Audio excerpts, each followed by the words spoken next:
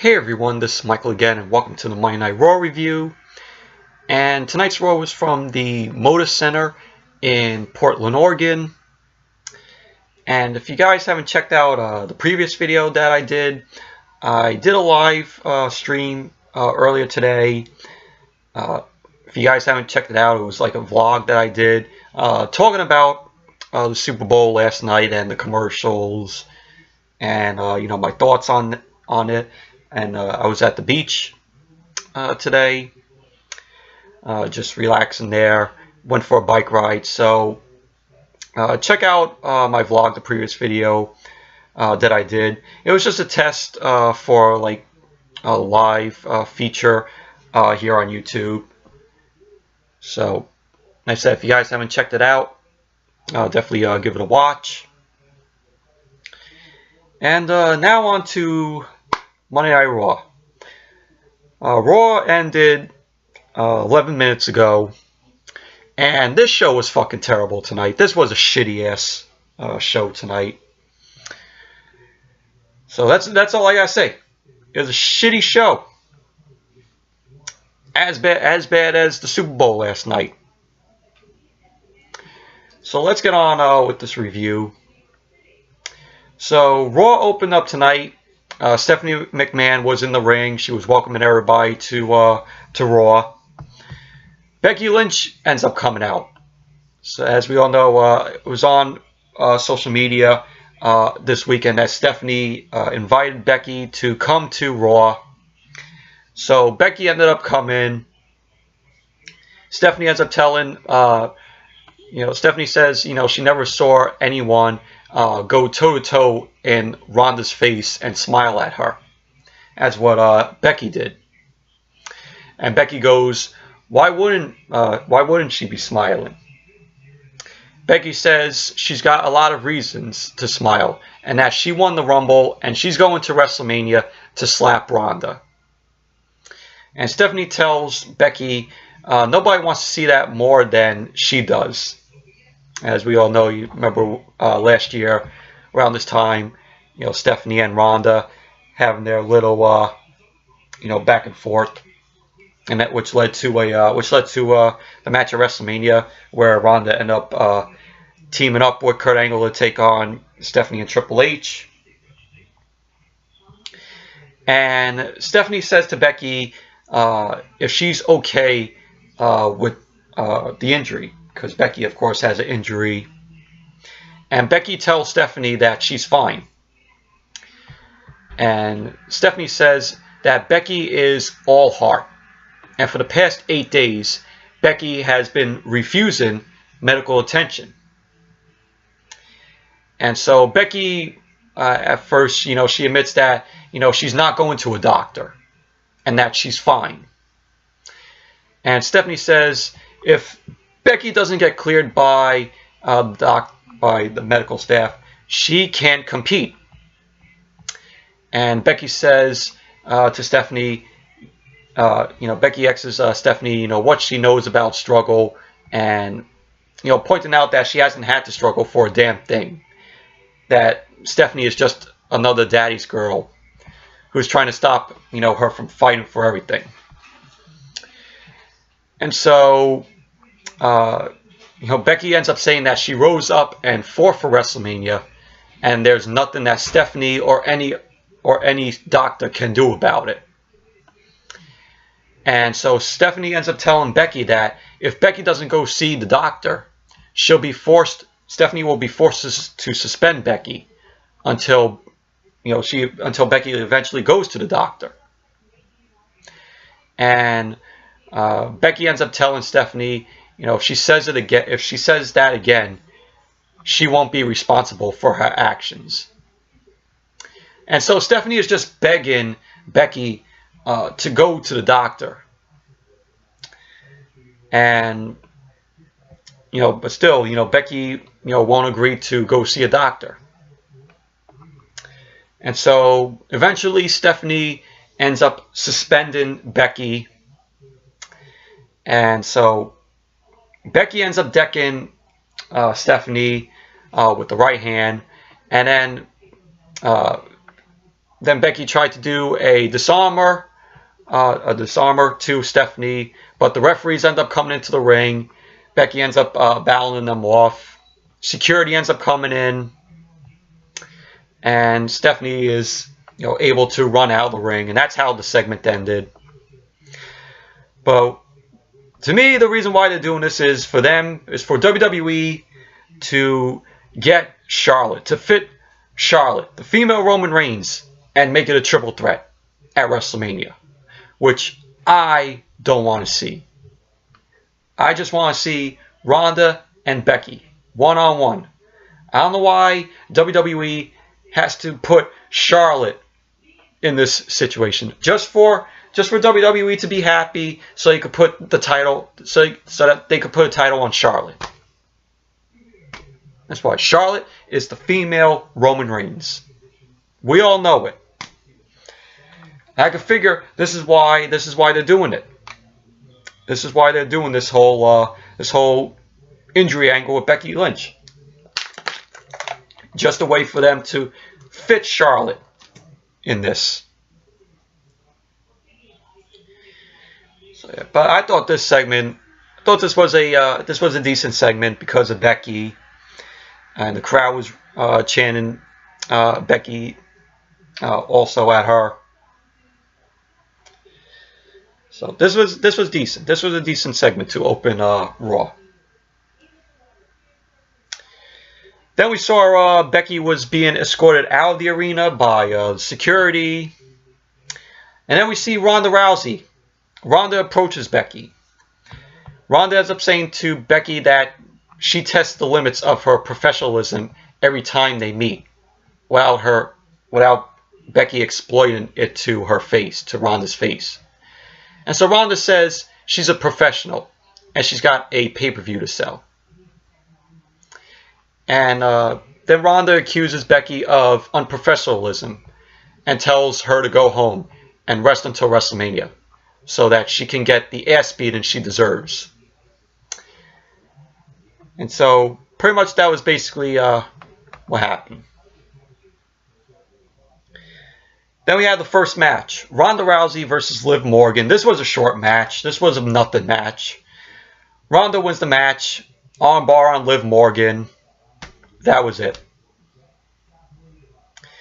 Then after the match, Ronda got on the mic and she was saying, who else has a problem with her? And she's saying to the crowd that, they're just sitting there in their seats booing her. And she asks for someone to do something. And so she ends up challenging Sarah Logan. So Sarah gets in the ring. We had the match, Ronda versus Sarah Logan. Another short match, a nothing match. Ronda ends up winning the match, armbar on Sarah Logan. So this was the whole first hour here of Raw. And then this was all during the first hour. And so what it looked like after the match, Ruby Riott looked like she wanted a piece of Ronda. And so Ruby Riott ends up standing on the ring apron. Looked like that she was going to have this match with Ronda. But Ruby ends up backing out, ends up getting off the apron, and she ends up helping Liv Morgan and Sarah Logan to the back. The whole Riott squad just walked to the back. Then we see them go backstage, and then Ruby Riott's getting interviewed about, is she scared of Ronda? And Ruby Riott ends up saying she wasn't running from anything. But when she does beat Ronda, and she claims that she will beat Ronda, it'll be for the Raw Women's Championship. And she goes, since her pals are hurt and need her, Ronda will have to wait. Because Ruby Riott says that her squad have a bond that can't be broken. And she goes on to say that an opportunist like Ronda doesn't know anything about that. So that was the interview with Ruby Riott. Then we had Sasha Banks and Bayley were being interviewed. Sasha and Bayley are qualify. They were having a match tonight against Nikki Cross and Alicia Fox to qualify for the Women's Tag Team Championships. And what's funny about this is, why are the women on Raw qualifying for the Chamber? For the Raw, not for the tag team, for the Women's Tag Team Championships. But the women on SmackDown, they're not competing. They're just automatically in the match, in the Chamber match. Sonya Deville and Mandy Rose, they're just put into the Chamber. And now this weekend, it was reported that the Iconics, Peyton Royce and Billie Kay, are just put into the Chamber match. Why are the SmackDown women getting the pass and not qualifying, but the Raw women are? Doesn't make any sense whatsoever. So Sasha and Bayley, they were being interviewed. Sasha was complaining she was being apologetic about being called failures for not, how both Sasha and Bayley are being called failures for not beating Ronda. And Bayley says tag teams are what it's about tonight. And so Sasha ends up saying that they're going to win the titles, that they are going to win the women's tag team titles. And so Alicia Fox and Nikki Cross come up, and it's an awkward pairing with Alicia and Nikki. To me, it's awkward. But Alicia says that they're going to win, and Nikki Cross says nobody wanted to play but Alicia. And then we just see Alicia causing the chaos there. That was basically it. Then we had a four corners match, a four corners tag team match. It was the Revival versus the B Team versus the Lucha House Party and Heavy Machinery. This was a whatever match, in my opinion. The Revival end up getting the win. They end up hitting the Shatter Machine on Bo Dallas. So to me, it was a whatever match.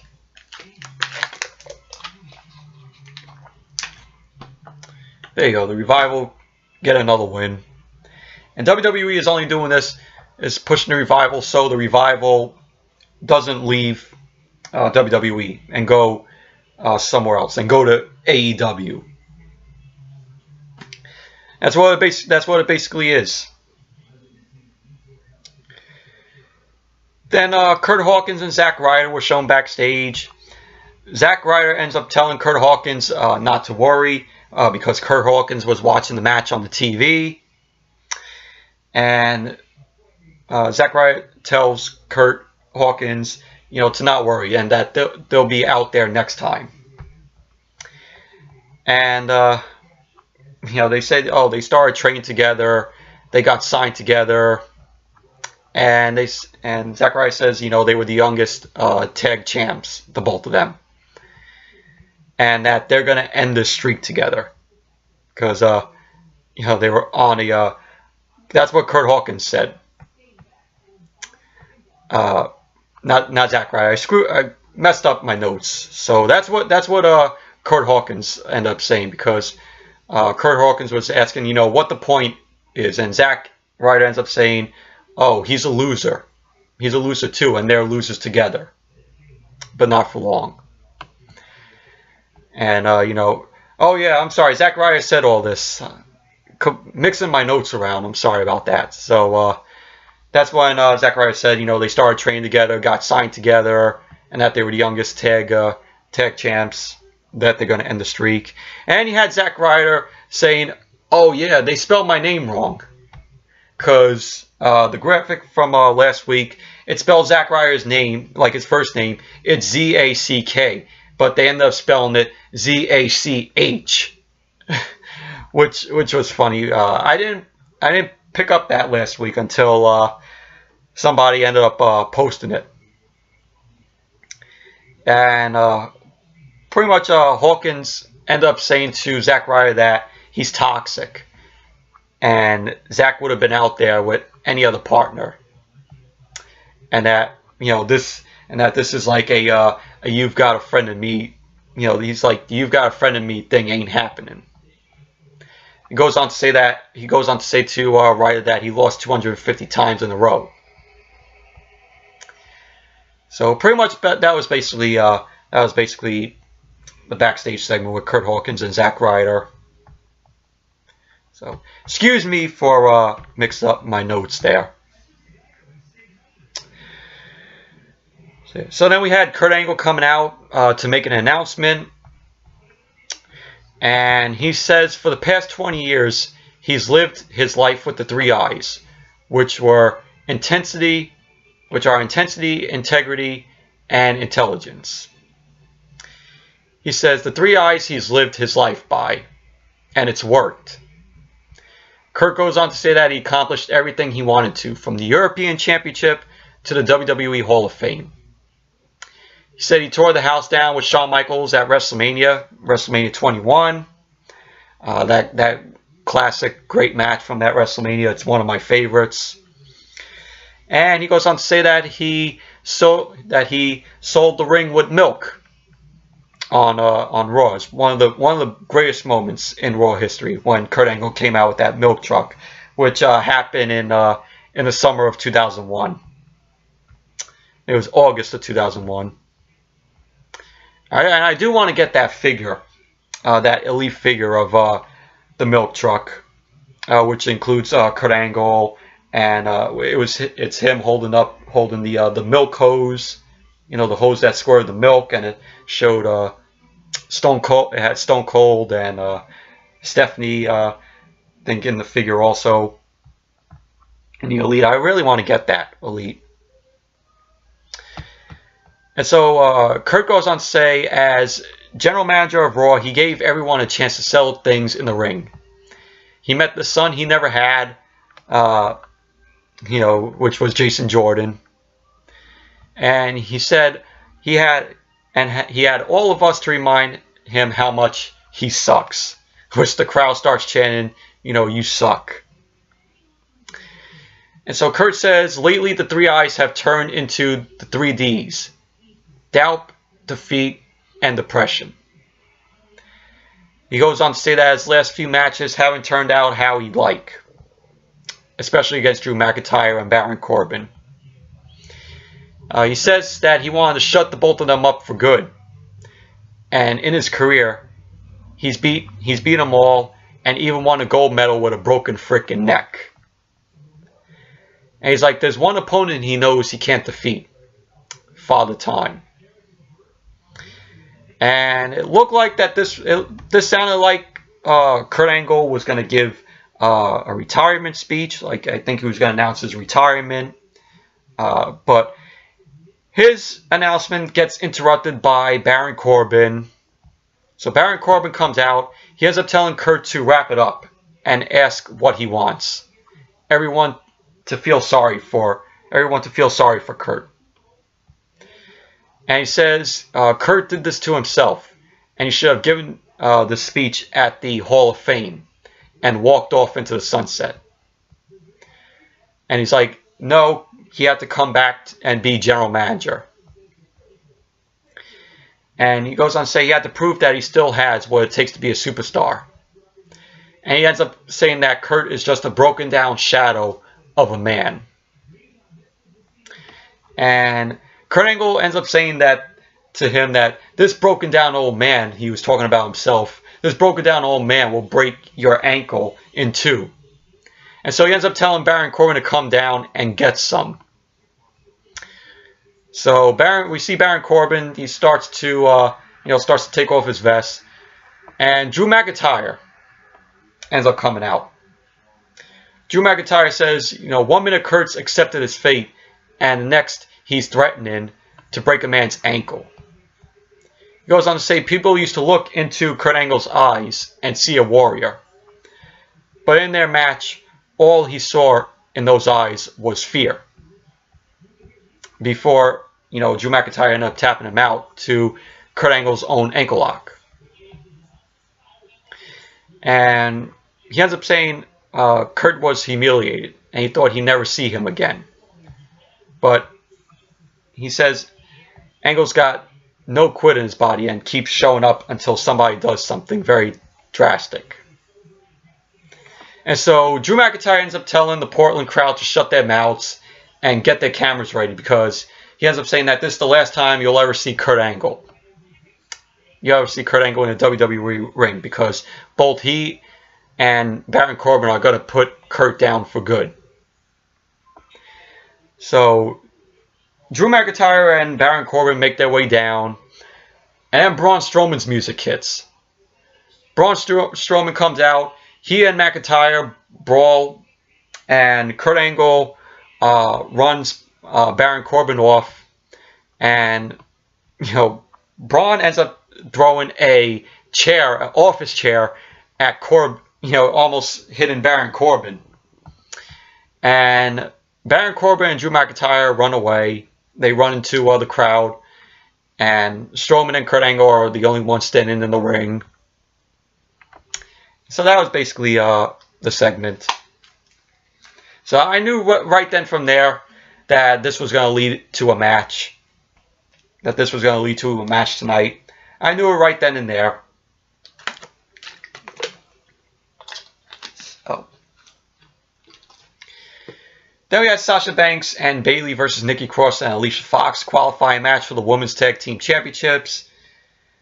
This was okay match in my opinion.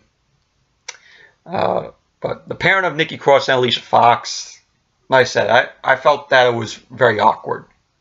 I know that they're both crazy, but Nikki Cross is more insane and more crazy than Alicia Fox. I mean, Alicia Fox is crazy, but she's not, crazy like Nikki Cross. So, but basically, it was Bayley end up working this match. And before the match even got underway, we saw Bayley end up being attacked by Nikki Cross.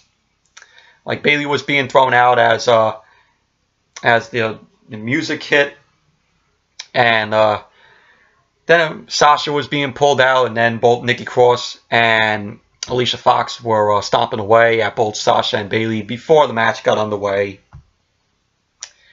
But Sasha Banks and Bayley win the match. Bayley ended up hitting a folding back press to Alicia Fox to score the win. So Sasha and Bayley end up winning. They're qualified for the Women's Tag Team Championships. They're heading into the Chamber. So, I mean, it was predictable. I knew that Sasha and Bayley was going to win it. And it's rumored now that WWE might possibly put the Women's Tag Team Championships on Sasha and Bayley. That's pretty much the plan that I heard. It's a rumor for now, but I can see WWE doing that. I see Sasha and Bayley being the first ever Women's Tag Team Champions, which that would be pretty cool. Then we had Apollo Crews was being interviewed about Kurt Angle competing tonight. Apollo says he's glad Kurt is going out there tonight and having the match, and that he has a chance. And so Drake Maverick and Razor come.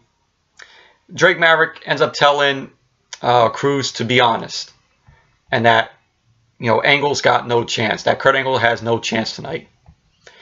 And so Apollo Crews asks Razor how he makes his little puppet talking about Drake Maverick, and suggests that that Razor sticks his hand up Drake Maverick's ass or whatever, which Razor got pissed off about, and we saw Drake Maverick ends up backing Razor off. So that was that. Then we see Road, and that whole Kurt Angle thing, it was just filler. That whole segment with Kurt Angle was just filler. That was it. Then we have Road Dogg end up coming out, ends up introducing Jeff Jarrett. Road Dogg does his thing, and Jeff Jarrett comes out, does his intro, does his spelling of the name, JEFFJARRETT,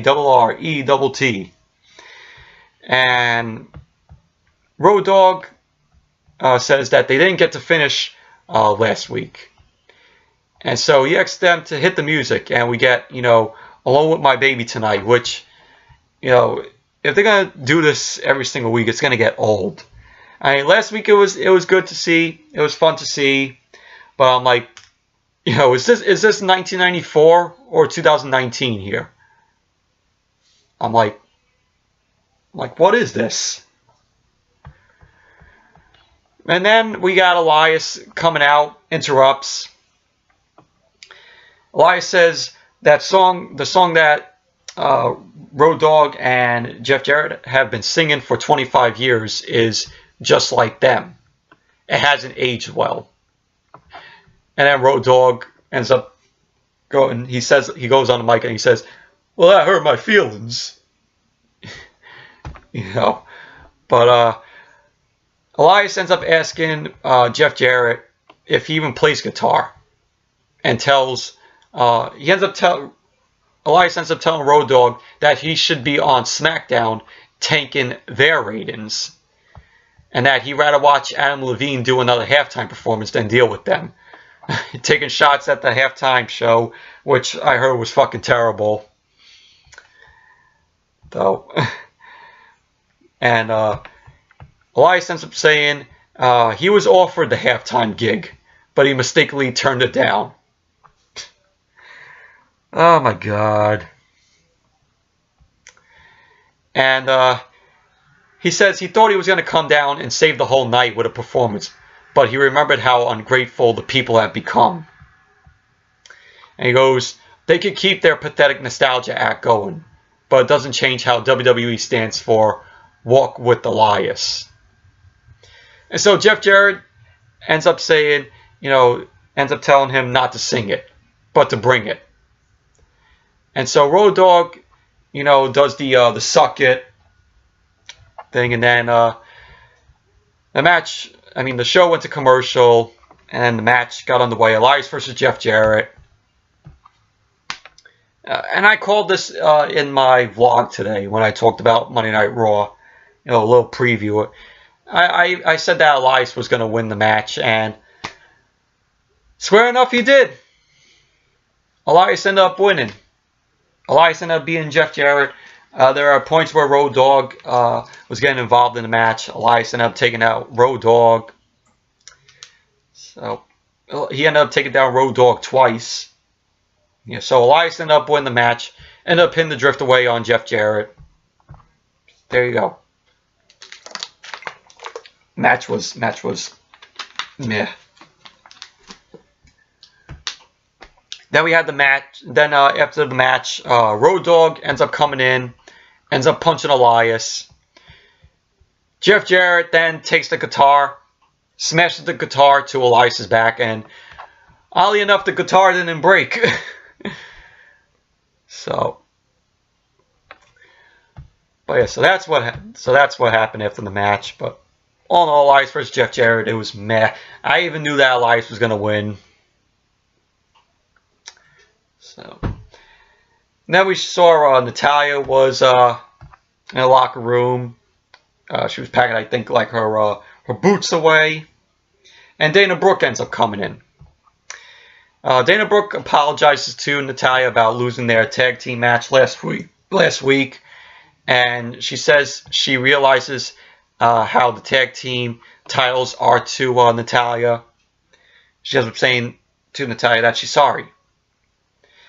And Dana ends up telling Natalya to get over it, of what Dana Brooke said last week, that she is better than her and Amber. And I'm like, she's better than Natalya and Amber.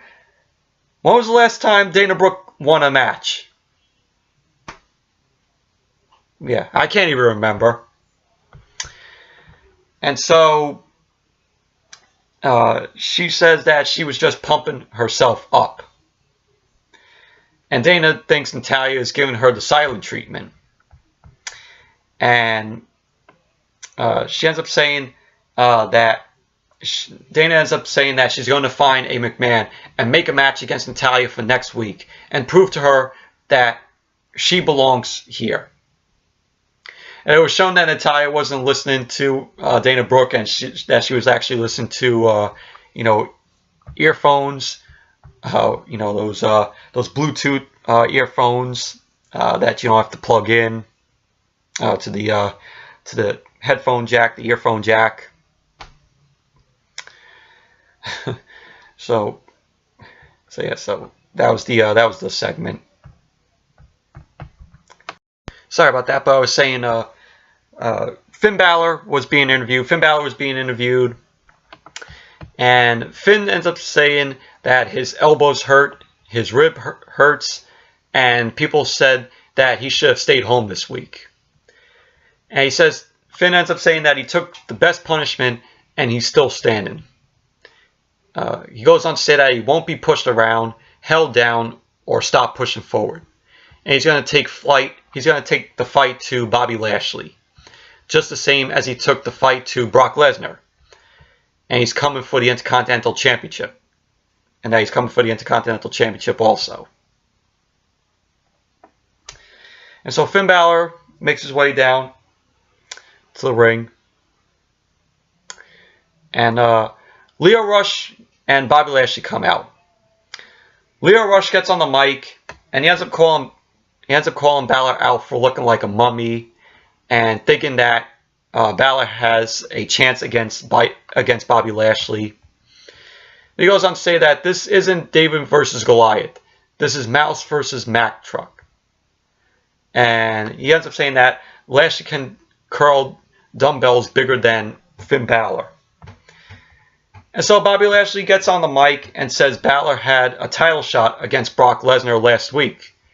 And that he's better than Lesnar. Sorry about that again, but Bobby Lashley was saying that he's better than Lesnar. And Balor, and he goes on to say that Balor doesn't deserve to be in the ring with him, and that he needs to fight people his own size. And so Balor doesn't get to have a match with Bobby Lashley. Instead, Balor has a match with Lio Rush. And before the match got underway, Bobby Lashley ended up kicking Balor in the midsection, ends up hammering him in the corner, and the match gets underway. It was Finn Balor versus Lio Rush. This match was decent, in my opinion. Because of Balor made the match, entertaining. So, but it was Balor working on Rush. There was a point in the match where Bobby Lashley ended up pulling Balor out. The referee ended up seeing it. The referee ends up throwing Lashley out of ringside. Sends Lashley to the back. And so Finn Balor wins the match. Coup de grace on Lio Rush. Score the win. So Balor ends up winning the match. Although the match itself, it was decent because of Balor. Then we had a surprise. Paige ends up coming out. Paige ends up saying if we missed her, and says she's glad that we haven't forgotten her. So she was just there to promote the movie, Fighting with My Family, which is coming out on February, in select theaters, I think on February 14th, but it's going to be released on the 22nd, which I'm looking forward to that film. It's based on, Paige and her family. You had The Rock in it, Dwayne Johnson. I'm looking forward to that film. We'll give it a watch. Then we had Alexa Bliss come out for, she had her moment of bliss, her moment of shit, as I would call it. And then she introduces her guest, who is EC3. And my God, what a terrible debut for EC3. Debuting him on a moment of bliss. Really? At that point, to myself, I was like, EC3, he should have stayed in NXT. What a terrible debut here. And Alexa puts him over as a hot commodity, and X is EC3 directly whether he's going to be going to either Raw or SmackDown. And before he can answer, Nia Jax ends up coming out. We end up hearing her clear her throat over the mic. She ends up coming out with Tamina, of course, and she says she'll answer for him. No one cares, as what Nia says. And so Alexa complains about the interruption, and Nia ends up saying that she won't apologize because she's not sorry, and that nobody wants to see this, this blind date when they can hear about how she broke the boundaries in the men's Royal Rumble, or her and Tamina are qualified for the women's tag team championship match at the Elimination Chamber. And Nia Jax ends up saying the whole WWE universe is talking and tweeting about her, wondering, what's she going to do next. And Nia ends up saying she might fill in for Becky Lynch at WrestleMania. And so Dean Ambrose ends up coming out. And Nia Jax ends up saying, how dare, you interrupt, you interrupt me, interrupt me what I'm saying. And so Dean Ambrose says he's sorry. And he didn't want to be out here. And that he's got something to say to Nia Jax. He goes on to say it's obvious that Nia has a crush on Ambrose. And that he understands. He goes on to say that Nia Jax is not the first woman to have a problem dealing with his raw sexual magnetism. And that he knows Nia is confused. But she has to stay away from him. But Nia has to stay away from him. And then we saw Dean Ambrose then addressed EC3 and has questions for him. Which he does not give the questions because EC3 ends up decking Dean Ambrose, and so we had a match, EC3 versus Dean Ambrose, which was okay, wasn't great or perfect though, but EC3 ended up getting the win. Back press on Dean Ambrose, which I knew EC3 was going to win this. The Dean Ambrose situation where he wants to leave, where he's leaving WWE after WrestleMania in April. See why? This is punishment for Dean Ambrose right here. This is WWE punishing Dean Ambrose for leaving the company after WrestleMania. You already know it. So EC3 won the match. Then we had Kurt Angle was being interviewed. Kurt Angle says he's slow to answer and says that he wasn't expecting to compete tonight and almost left his gear at home. And he says he's not fighting alone and he's got Braun Strowman, a man that never met the thing that he wanted to destroy. And so he says he's glad that they're teaming. And so Braun Strowman says he doesn't know what Kurt Angle was going to say earlier tonight. But he says it's an honor to tag with Kurt. And he goes on to say, before the end of the night, McIntyre and Corbin are going to get these hands. It's true. It's damn true. So that was the interview. Then the main event got underway. Drew McIntyre and Baron Corbin versus Kurt Angle and Braun Strowman. So it was, okay match. We've seen the match before. With Drew McIntyre and Braun Strowman. How many times have we seen Drew McIntyre and Strowman go at it? Beginning of the match, Kurt Angle ends up German suplexing Baron Corbin.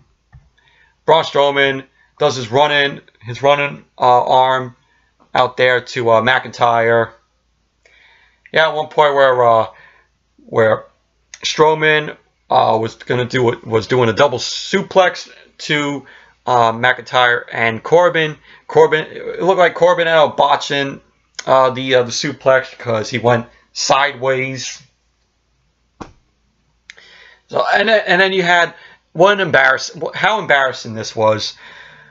Drew McIntyre doing the angle slam to Kurt Angle. It was embarrassing. And then once again, McIntyre had the ankle lock on Kurt Angle, which surprisingly Kurt Angle didn't end up tapping. And Drew McIntyre and Baron Corbin end up getting the win by disqualification because Braun Strowman wasn't the legal man in the match. It was still Kurt Angle, and Strowman, sorry about that, but I was saying the match ended in a disqualification. Drew McIntyre and Baron Corbin win the match because Kurt Angle was still a legal man in the match. Braun Strowman wanted to punch and get his hands on Baron Corbin, but Corbin told Strowman, no, if you punch me, you get disqualified. And so Strowman didn't give a shit, ended up tossing out Baron Corbin. So the match ended in a disqualification. After the match, you had Strowman, how Strowman got the DQ was Strowman ended up clotheslining Corbin out of the ring. And McIntyre then ended up delivering a Claymore to Strowman, a Claymore kick to Strowman. Strowman ended up going over the barricade. And it was just Corbin and McIntyre working on Kurt Angle. Kurt Angle was sent into the barricade. Corbin ends up getting the steps, retrieving the steps, ends up putting it in the ring. And it looked like, Baron Corbin and Drew McIntyre were going to choke slam Kurt Angle. But Strowman comes back in the ring, ends up delivering a choke slam to both Baron Corbin and Drew McIntyre on the steps.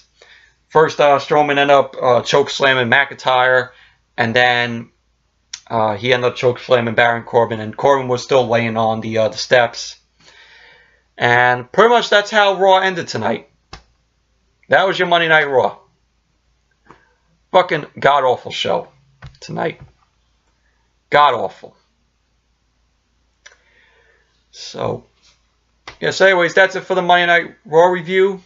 I hope you all enjoyed this review.